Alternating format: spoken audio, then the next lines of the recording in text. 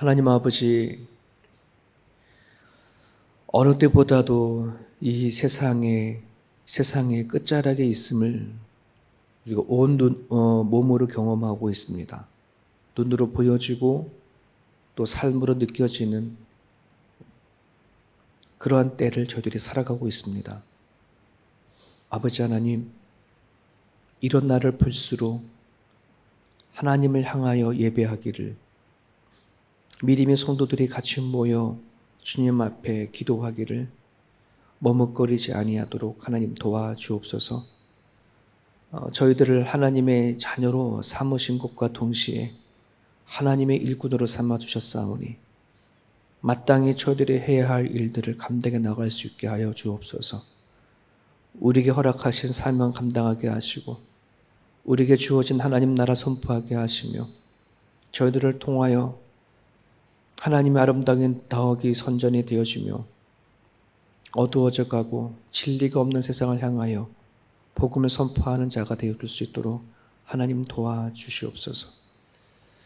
시대가 시대인 만큼 많은 사람들이 불확실한 미래 속에 살아가며 염려하며 근심하고 탄식하지만 믿음의 자녀들로 인하여 그들에게 소망을 줄 수 있는 저희들의 모습이 되어줄 수 있도록 도와주시옵소서. 갑자기 찾아온 질병과 환경과 상황 앞에 낙심하고 절망하는 사람들이 있습니다. 주님 간절히 바랍니다. 그들의 위기가 위기로 끝나지 말게 도와주시옵시고 하나님의 은혜와 복이 들어오는 통로가 되어줄 수 있도록 하나님 역사하여 주시옵소서. 저희 교회 새 가족들을 불러주셔서 감사합니다. 이제 그들의 믿음의 뿌리를 내릴 수 있기를 원합니다. 온 마음을 다하고 뜻을 다하여 하나님을 섬기고 교회를 사랑하는 귀한 주님의 백성으로 삼아 주시옵소서. 오늘도 귀한 날 같이 하루를 시작할 수 있는 믿음의 동역자를 허락해 주셔서 감사합니다. 오늘도 이 아침에 기도하는 하나님의 권속들의 기도를 들어주시고 응답하여 주옵소서. 예수님의 이름으로 기도합니다. 아멘. 오늘은 사무엘상, 우리 어제의 말씀을 이어서 조금 보겠습니다.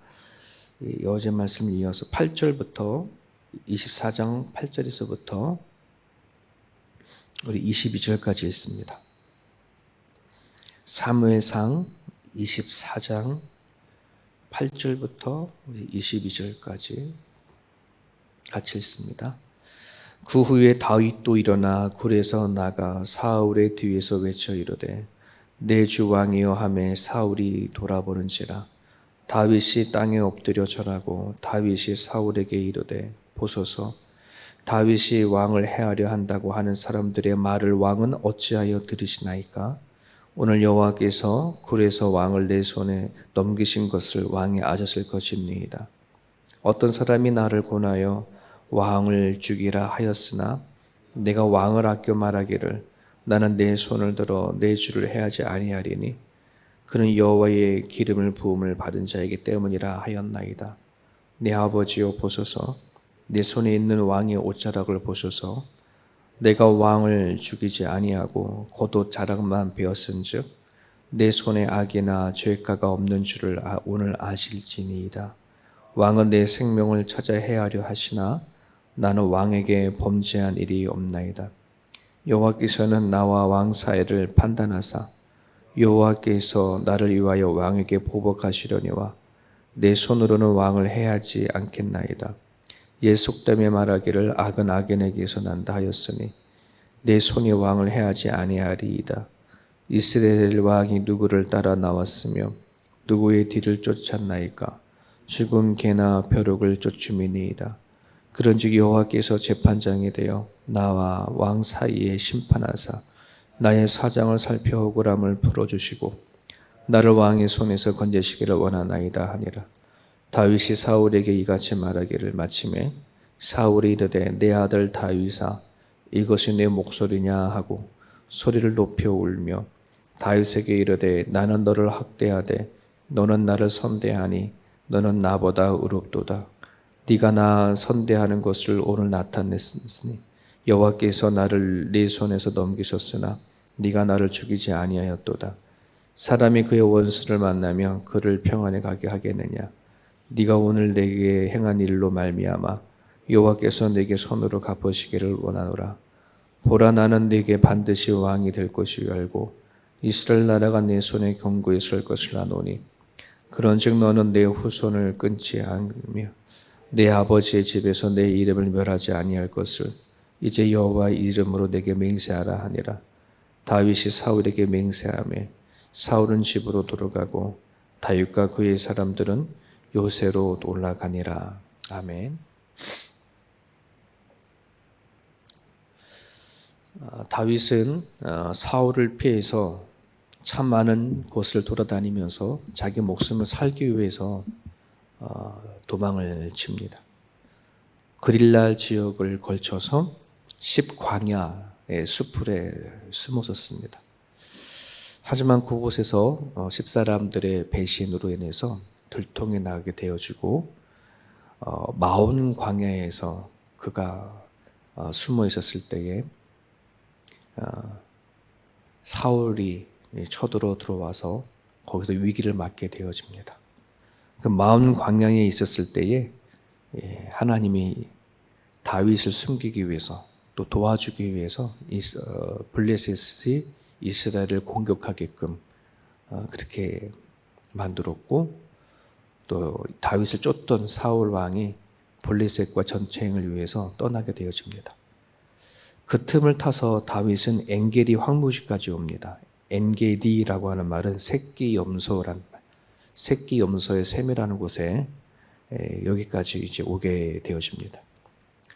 그러니까 다윗이 엔게디 광야에 숨어 있다는 소식을 나중에 사울이 블레셋의 전쟁에서 마치고 나서 알게 되어서 다시 자기 그들의 군대를 이끌고 다윗을 잡으러 이제 오게 되어집니다.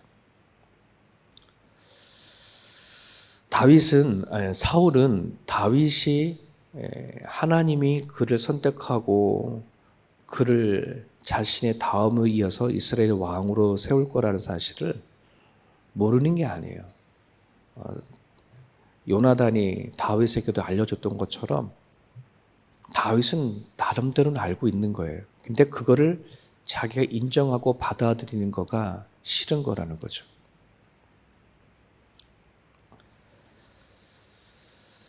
여러분, 구약에 사울도 나오고 신약에도 사울이 나와요. 똑같은 어떻게 이제 매치가 되어졌는지 똑같은 사람이 나오는데, 구약의 사울은 하나님이 버리셨던 케이스이고 신약의 사울은 똑같이 그도 하나님의 믿고 살던 사람인데 하나님은 사울을 불러서 바울로 쓰게 되어지죠. 참 그런 걸 보면은 이건 참 누구를 부르고 누구를 버리고 하는 것들이 하나님의 절대적인 주권 속에 있으면서도 불구하고 또 그 절대 주권 안에 있는 그 사람들이 어떻게 하나님을 생각하냐에 따라서 또 방향은 달라지는 것을 보게 됩니다. 여러분, 자유의지 이렇게 하잖아요. 많은 사람들은 하나님 절대 주권 앞에 자유의지가 있냐 이런 질문을 합니다. 모든 것이 다 하나님이 알아서 결정하는 건데 우리의 의지가 뭐가 있어? 이렇게 얘기를 하지만 절대 주권과 자유의지에 대한 관계성을 잘 모르면 우리는 그렇게 얘기할 수 있어요. 하나님의 권한은 갖고 있습니다. 누구는 천에 쓰고 귀하게 쓸 것 하나님 손에 달려있지만 하나님은 막무가내는 그렇게 하지 않아요. 하나님은 그 사람을 봅니다. 그 사람이 어떤 생각을 가지고 있고 어떤 판단을 하고 그리고 하나님에 대해서 인격적으로 어떻게 대하는가 하는 것을 보시고 하나님이 결정하시는 것이지 그냥 아무런 연고도 없이 지나가다가 물건 줍는 것처럼 그렇게 주어서 하시는 분이 아니라는 말입니다. 왜? 하나님은 인격적인 분이기 때문에 그렇습니다. 오늘 저와 여러분들이 하나님을 부름을 받아서 이 자리에 왔습니다. 전적은 하나님의 은혜고 절대 주권을 위해서 하나님 선택을 받았습니다.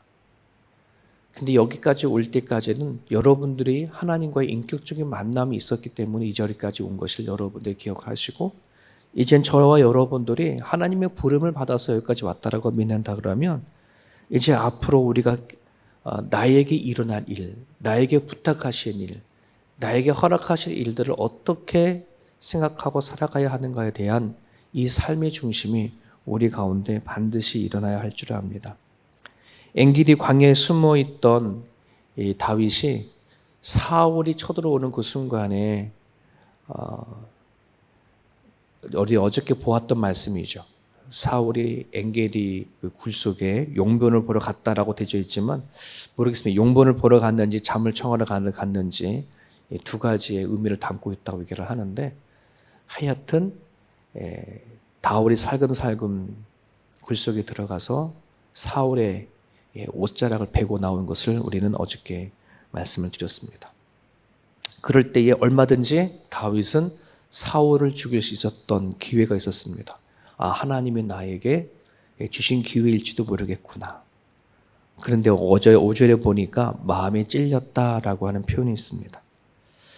자신의 감정과 생각과 마음들은 얼마든지 지금 당장이라도 사울 왕을 죽일 수 있었습니다. 하지만 하나님께서 다윗의 마음을 움직여서 하나님을 향해 생각하게 만들고 마음을 찔리게 만들므로 말미암아 그 자리에서 사울을 죽이지 않고 빠져나온 것을 우리는 보게 되어집니다. 여러분, 저나 여러분들이나 내가 평소에 하나님을 향해서 어떤 관계를 맺고 있느냐, 하나님을 향하여 어떤 믿음과 신앙을 갖고 가냐에 따라서 내가 생각하고 또 느껴지는 감정들을 잘 추리해 나갈 수 있습니다. 하지만 평상시에 하나님과의 관계성을 우리가 잘 깨달지 못하면 우리는 여전히 하나님을 믿으면서도 내 생각과 내 감정이 하나님의 생각과 마음보다 빠를 때가 참으로 많이 있습니다. 우리가 늘 아침마다 기도하고 매일매일 하나님을 찾는 그 이유는 바로 이런 부분들이 있다고 생각이 되어집니다. 우리가 오늘 무슨 큰 일을 있겠습니까? 또 무엇을 해야 되겠습니까? 하지만 이것보다 더 중요한 것들이 있다면 매일매일 살아갈 때에 생각하는 우리의 생각과 감정들을 하나님 안에서 비춰보고 판단해 보는 것, 그것만큼 중요한 일이 없지 않나 한 생각을 해보게 되어집니다. 그런 부분들 안에서 여러분들이 오늘 하루를 시작하는 여러분들의 삶 가운데 하나님의 뜻이, 하나님의 생각이, 하나님의 감정이 지금 오늘 어떠한 걸 살필 수 있는 그런 아침이 됐으면 좋겠습니다. 계속해서 오늘 본문의 말씀을 보게 되어지면 사울의 왕의 옷자락을 자른 다윗이 굴을 빠져나온 다음에 9절부터 좀 이렇게 외치고 있습니다. 분명히 내가 죽이려고 했지만 그러지 않았다. 그리고 내 주변에 있는 어떤 사람이 사울을 죽이라 했는데도 나는 죽이지 아니하였고 하나님께서 기름 부은 자인 줄 알아서 그렇게 하지 않았다라고 이제 그렇게 얘기를 하게 되어주죠. 그러면서 하는 말이 나는 당신을 얼마든지 보복하고 죽일 수 있지만 하나님과 나 사이에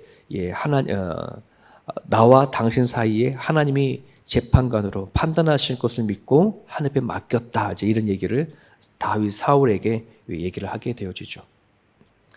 그러면서 여러분 13절에 보게 되어지면 이런 말을 합니다. 옛 속됨에 말하기를 악은 악인에서 난다 하였으니 내 손이 왕을 해하지 아니하리이다. 이런 표현을 했습니다.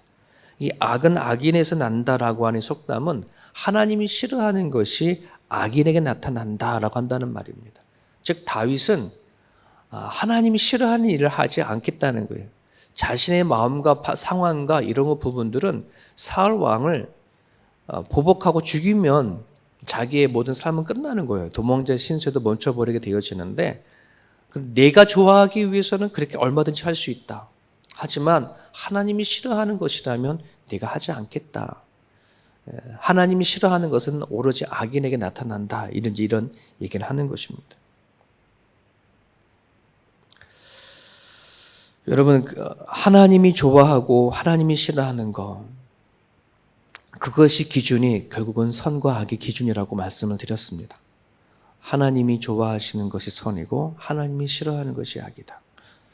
우리가 살아가는 가정 가운데 무엇이 선이냐 악이냐라고 하는 수많은 질문에 명쾌하게 답을 갖는 것은 내가 던지는 거죠. 이 일이, 이 생각이, 이 마음이 하나님 보시기에 좋으냐 싫으냐. 그러면 거의 99% 내 스스로 양심이 알 수 있습니다.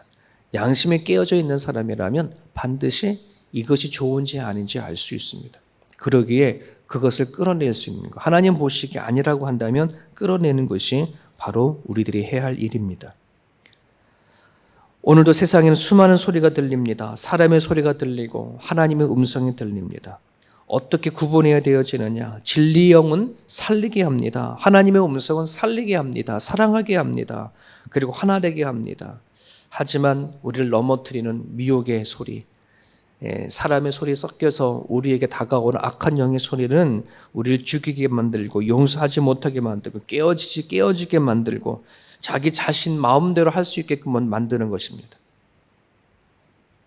그러기에 우리가 하나님 앞에 날마다 점검하고 나가야 할 것은, 때로는 우리는 인간이고 본성인지라 정말 다윗처럼 사울을 그 자리에서 죽이면 그걸 끝이 나는데 그리하지 아니하고 옷자락만 착 끊고 나오는 것, 자신을 표현하는 거죠. 내가 그 자리에 왔다 갔다 라고 하는 표현을 하는 것처럼 하나님 앞에 내 마음을 표시를 하고 내 억울함과 속상함을 하나님 앞에 가지고 나가는 것, 그리고 하나님의 치료를 회복하는 것, 그것이 오늘 우리가 기도 제목이 되어줬으면 좋겠습니다.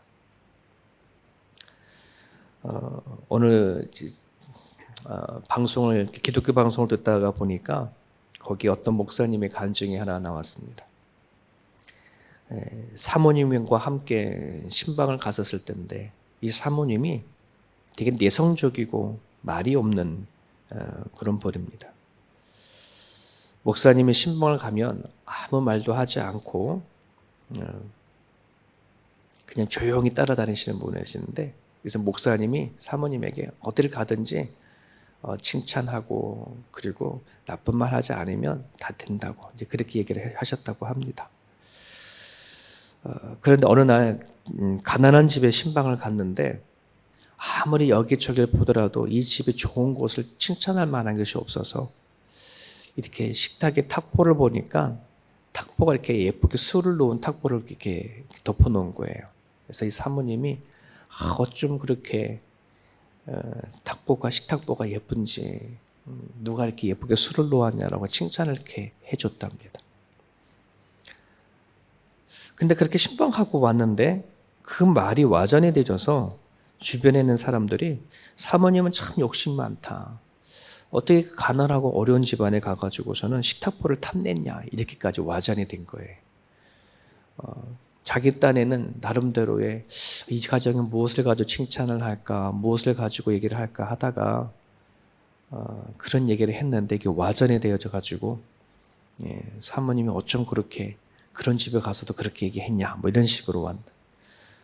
사모님이 그 정신적으로 큰 충격을 받아서 실어증에 걸렸다고 합니다. 그런 가정 가운데 사모님이 가슴을 치고 하나님 앞에 나가 기도하는데 하나님의 음성을 듣게 됐답니다. 지금 너가 무슨 소리를 듣고 지금 그러느냐? 너가 지금 사람들이 말하는 것에 들어서 지금 그렇게 실어증에 걸려서 지금 그러고 있느냐? 내가 안다. 내가 너 마음을 안다. 그 한마디에 하나님의 음성을 듣고 자기가 가졌던 그 병들이 치료되어 가고 회복이 되어지고 다시 하나님 앞에 서게 되어진 이야기를 듣게 되어졌는데, 참 그렇습니다. 우리는 말 한마디에 죽기도 하고 말 한마디에 살기도 하는데 오늘날 이 세상에는 하나님의 음성으로 가득합니다. 주의 음성을 통해서 여러분들이 살아갈 힘과 소망을 얻을 수 있기를 바랍니다.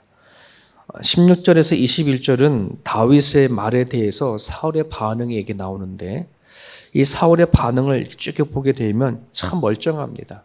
모르는 게 아니라 다 알고 있습니다. 세상의 기준을 따지면 정말 인간적이기도 합니다. 자신의 왕권의 자리 때문에 지금 그렇게 지금 다윗을 쫓아다니는데, 또 이 상황을 보게 되어지면 다윗에게 자신을 반성을 얘기를 하고 쭉 얘기를 합니다. 그러면서 하는 말이, 너가 왕이 되거든 내 후손을 끊어주지 말아라. 내가 너를 죽이려고 했다고 해서 그 대가로 내 자손들까지 죽이려 하지 말아라. 제발 부탁해라. 이렇게 얘기하는 거 보면 참 멀쩡하다, 이런 생각을 좀 해보게 되어집니다. 근데 여기서 중요한 것이 뭐냐 그러면, 사울이 다윗의 얘기를 듣고 쭉 얘기하는 것을 보게 되어지면 다윗에게 잘못한 것은 얘기를 하고 있어요. 미안하다. 내가 이렇게 해서 잘못했다. 그런 말은 있는데 중요한 것은 여기에 빠진 것이 있습니다. 하나님에 대한 죄에 대한 자복이 오늘 있지 않아요. 다윗에 대해서 자기가 그동안 행동한 것에 대한 반성은 있고 잘못했다고 말을 하지만 하나님에 대해서 죄에 대한 자복은 하지 않습니다. 이게 다윗과의 차이점입니다. 다윗이 밧세발로 인해 하나님 앞에 잘못을 했을 때에 그가 하나님 앞에 이렇게 기도했습니다. 내가 주께 범죄하여 주의 목전에 악을 행하였나이다. 하나님 앞에 죄 지은 것, 이것을 고백하는 것. 사람과 사람에게 잘못하는 것도 물론 고백을 해야 되지만 그와 함께 가장 우선시 되어야 되는 것이 내가 하나님 앞에 어떤 죄를 졌는지에 대한 자복과 회개가 이루어져야 되는 것. 이게 그리스도인들이 가져야 할 자세입니다. 이러한 다윗의 반응을 통해서 사울은 이렇게 말합니다. 그의 고백은 다윗의 무죄를 입증하는 것에 충분했으나 사울 자신이 참된 회개자로 입증하는 것은 충분하지 않다.